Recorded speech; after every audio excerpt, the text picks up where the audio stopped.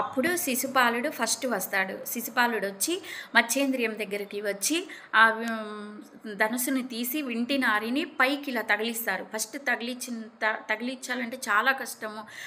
అది శివధనుసు కదా, అది వాళ్ళకి సాధ్యం కాదు.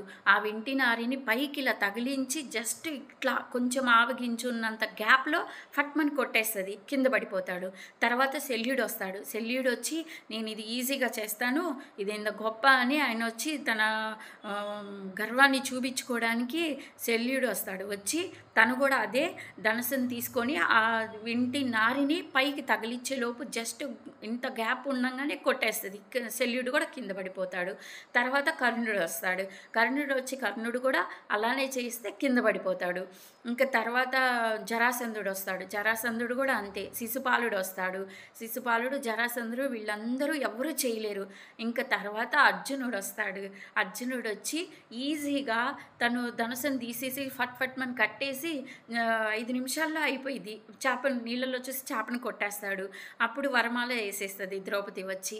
ద్రౌపది స్వయంవరం అలా జరిగింది. తర్వాత ఏం జరిగిందంటే సభలో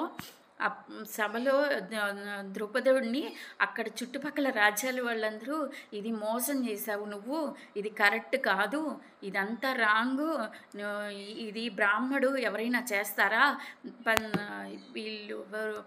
వీళ్ళు పంచపాండవులు